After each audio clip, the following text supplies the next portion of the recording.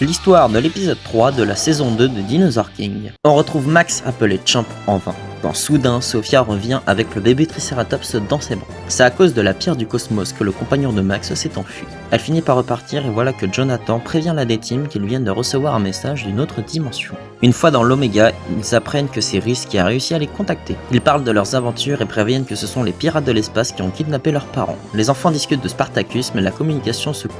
Le gang Alpha font des essais de cartes d'aptitude qui font trembler le vaisseau. Le Dr Z explique qu'il fabrique des nouvelles cartes d'aptitude afin de bien rivaliser contre les pirates de l'espace. Il explique aussi qu'il essaie de créer des armures spectrales pour leurs dinos, mais cela prend du temps. Zoé pense que le pirate de l'espace cherchait Sophia afin de voler la pierre du Cosmo et il décide donc d'aller la sauver. Ils arrivent enfin à la retrouver et la préviennent du danger. Un autre pirate nommé Foolscap débarque devant eux et fait apparaître son dinosaure qui est un Shunosaure. Max se réplique avec son Triceratops et tous les deux s'affrontent.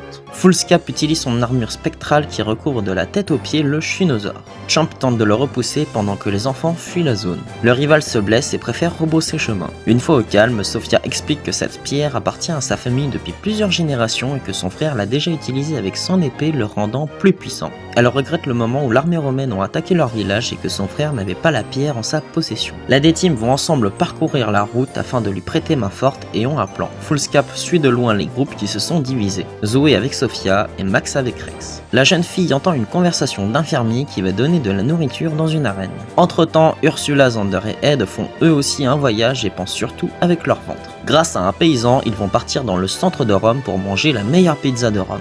Ursula fait appel à Terry en tant que taxi. Cependant, les gardes d'à côté le repèrent et vont l'affronter. Ils réussissent à le faire basculer par terre et à le capturer, tout comme le gang Alpha. Le pirate de l'espace apparaît devant Max et Rex et chope le sac qui était rempli de cailloux. Une fois réunis avec Zoé, ils décident de retrouver Sophia qui est montée dans la charrette. Dans l'arène, elle demande à des guerriers où est son frère et elle apprend qu'il a été envoyé dans le Colisée de Rome. Foolscap apparaît avec son Shunosaure qui se fait arrêter par les guerriers. Il fait apparaître un deuxième dinosaure qui est un Majangasaur afin de stopper Sophia. Le groupe arrive pile au bon moment et font apparaître leurs dinosaures respectifs, Champ, Ace et Paris. Le pirate de l'espace utilise les armures spectrales sur ces deux dinosaures. Champ affronte l'Abellisauridé pendant que Ace et Paris affrontent le Cetiosauridé. L'ennemi utilise l'aptitude Vortex Aqua contre le Parasaurolophus qui l'affaiblit énormément. Ace se fait prendre par surprise et Champ fait de son mieux pour l'aider. Le Majangasaur recommence avec une attaque ninja contre Ace qui l'affaiblit lui aussi. Zoé, pour riposter, utilise l'aptitude Jardin d'Émeraude contre le Shunosaure pendant que Max utilise l'aptitude Ancroplasma contre le Majangasaur qui les met KO en même temps. Mécontent de sa défaite, il prend la fuite. Même s'ils ne savent toujours pas pourquoi ils ont kidnappé leurs parents, ils savent au moins qui ils sont. Ils finissent par s'allier avec Sophia pour accomplir sa quête mais ils se font attraper par les villageois qui les considèrent comme des monstres.